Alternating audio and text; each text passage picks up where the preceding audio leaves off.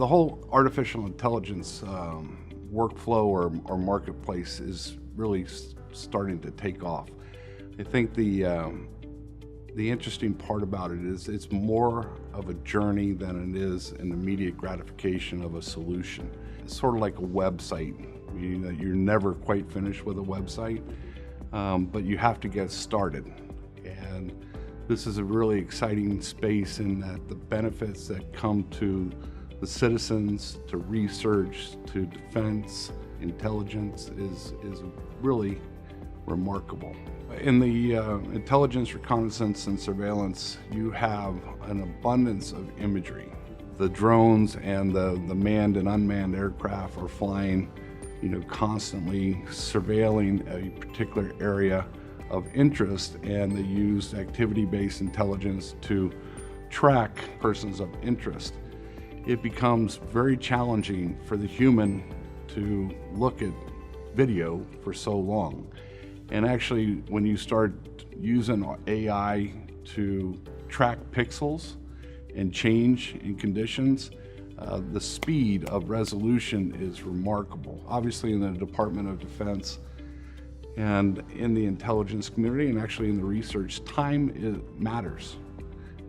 A few seconds here, a millisecond there, makes a big difference in an outcome of a potential threat being put off, or what other actions we might have to take. Being able to take information that was gathered,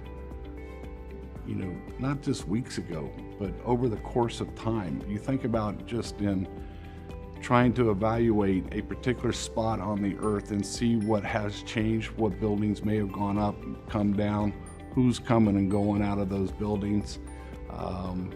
They can also detect, what kind of chemicals are in those particular spaces.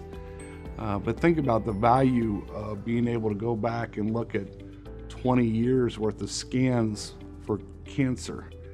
So if you're only dealing with recent scans, that tells one thing, but if you're able to look at 20 years and provide all that intelligence into the system of records so that the people that are making those evaluations and recommendations on potential cures or a path for if one of us were sick, what is it that they're going to give us to do? I'd rather have 20 years worth of history in that evaluation to be able to draw off of than just a few weeks. So you just think about the power of that.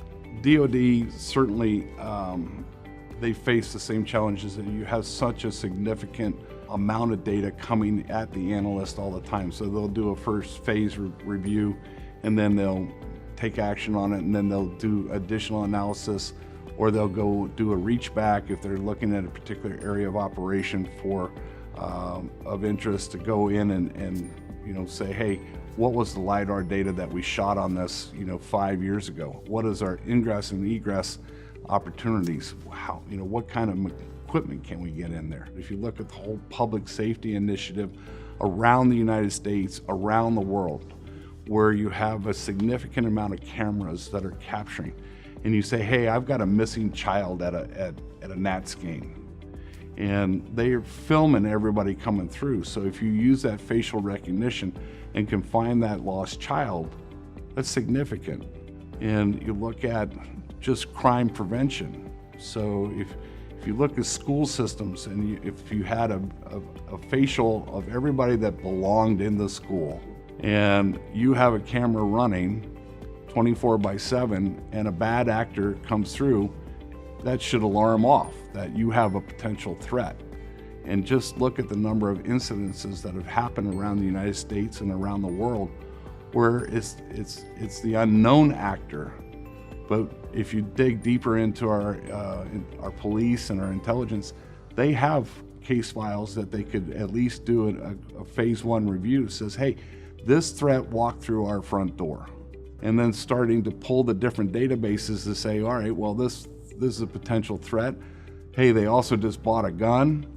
And, we look at their medical background, maybe they have some challenges that they have to deal with. So time to react is again, really important, where seconds can make a huge difference in the outcome.